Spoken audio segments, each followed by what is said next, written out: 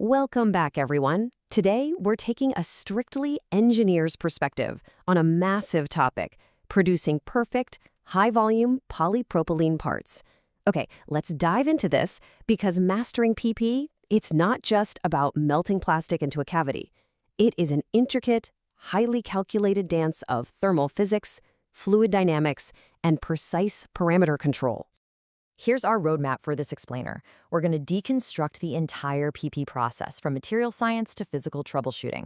We'll hit the polypropylene identity, the six-stage molding process, critical injection parameters, engineering the perfect mold, and finally, diagnosing common defects. Section 1. The polypropylene identity. Polypropylene, or PP, is essentially the lightweight, chemically resistant heavyweight of modern manufacturing. You see it everywhere, right? From single-use medical syringes to rugged automotive bumpers. But look, selecting the exact right grade is arguably the most consequential decision you as an engineer will make, way before a tool design is ever sketched out.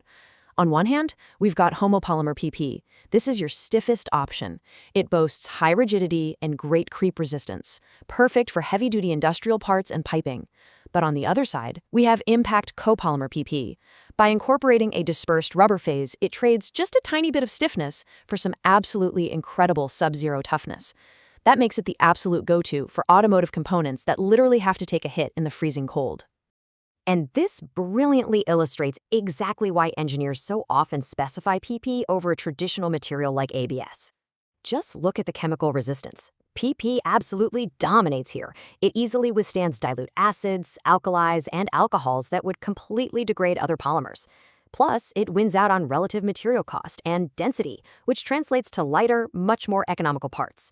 But you gotta check out that shrinkage rate. PP shrinks significantly more than ABS, and as we'll see in a minute, that creates some highly unique, let's call them fun, engineering challenges. Section 2. The six-stage molding process. Moving over to the manufacturing floor, it's all about precise parameter control across these specific stages, because that is exactly what dictates your cycle economics and your final part quality. So a really great quirk of PPE is that it absorbs almost zero moisture. That means step 1, drying, is rarely even needed unless your resin somehow got contaminated. But if we jump ahead to step 6, post-processing, we face a totally different kind of hurdle. PPE has an inherently low surface energy. We're talking about 29 to 32 millinewtons per meter. So if you plan on painting or bonding that final part, you absolutely mandate rigorous corona, flame, or plasma surface treatments. There's just no getting around it. Now, nestled right in the middle of all that is the cooling phase, which brings us to this absolutely critical concept, crystallinity. Since PP is a semi-crystalline polymer, the exact speed at which you cool it dictates how those polymer chains align. It's actually fascinating stuff. If you extract that heat rapidly, you reduce the crystallinity. But if you allow a slower, much more controlled cooling rate, the crystallinity increases. And that's a big deal, because that directly governs the part's final stiffness, its dimensional stability, and its surface finish. Section 3. Critical injection parameters. Let's shift our focus to the raw mathematics of injection. Honestly, if you're designing for PCP, you must master these exact parameters. Just look at this number, 1.0 to 2.5%. That is polypropylene's notoriously high shrinkage rate. I mean, compare that to ABS, which basically sits at less than 1%. This massive shrinkage is the central engineering hurdle for us. As anyone who has spent time on the line knows, we literally have to fight this physics on the factory floor, using pressure and precise tooling just to squeeze out a dimensionally accurate part. To actually win that fight against shrinkage, we have to aggressively manipulate these core parameters.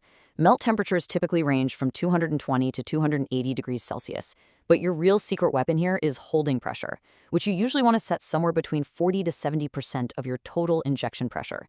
You need a highly significant packing phase to physically shove more material into the mold as the part is shrinking. Because if you don't, you'll just be staring down a giant batch of parts completely ruined by severe sink marks and voids. Section 4. Engineering the perfect mold. Because you can have the perfect resin and the perfect parameters, but a poorly engineered mold will absolutely ruin your entire production run. The crucial hurdle in tooling is anisotropic shrinkage. Because PP chains align themselves during the flow, the material actually shrinks differently in the direction of the flow compared to the cross-flow direction. We're talking a typical difference of 0.3 to 0.8%. So the crucial point is, this differential shrinkage is exactly what causes flat parts to bow and warp completely out of control if your mold isn't explicitly designed to compensate for it. To mitigate that nightmare, we rely heavily on strict gate and mold best practices. We often go with submarine gates for automatic degating, which is a lifesaver in high-volume packaging. But listen up. Here is an absolute golden rule for PP. You must keep your gate land length under 0.5 to 1 millimeter. Exceeding a 1 millimeter land length is just going to generate excess shear heat as the material forces its way through, and you will literally degrade the polymer melt before it even forms your part. And let's talk about speed for a second. For thin wall PP molding, aggressive heat extraction isn't just nice to have, it is mandatory. Water channels have got to be placed within 10 to 15 millimeters of the cavity surface, and you need to achieve turbulent flow. We are aiming for a Reynolds number greater than 10,000. Hitting these strict thermal extraction targets with rigorous fluid dynamics is exactly how engineers achieve those blisteringly fast 3 to 8 second cycle times. Section 5, Diagnosing Common Defects. Let's open up the troubleshooting playbook because PP's semi-crystalline structure makes it highly susceptible to some very specific visual and structural flaws. Take sink marks, for example. If you're seeing them on the line, your immediate process fix is to jump in and increase hold time and pressure. Simple enough. But if the problem persists, your design corrective action is to step back, reduce the nominal wall thickness, and maybe add some supporting ribs. Or look at warpage. If balancing the mold cooling just isn't fixing it, you might actually need to specify a mineral filler for the resin to physically lock that dimensional stability into place.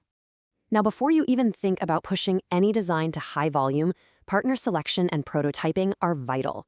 Always, always demand proper ISO 9001 or IATF 16949 certifications from a manufacturer. And strategically speaking, consider cutting soft aluminum prototype tools first. They only take about 5 to 15 days to build, and unlike 3D printing, they provide true injection-molded material data. Once the design is perfectly validated against PP's shrinkage, well, then you invest in the expensive P20 or H13 hardened steel for that 500,000 shot production run. Now, what's really interesting about this slide is summarizing the whole philosophy here. Warpage control in PP molding is closely linked to managing differential shrinkage across the part geometry. Ultimately, mastering polypropylene isn't just about melting plastic. It is fundamentally about predicting and controlling thermal physics. So, I leave you with this final thought and a direct challenge. Based on the thermodynamics and the raw data we've broken down today, how will you adapt your next product's gate design and cooling strategy to conquer polypropylene's unique anisotropic shrinkage? Keep that active, problem-solving mindset at the absolute forefront of your next build. Thanks for joining me on this explainer, and I'll catch you next time as we continue to decode the engineering world.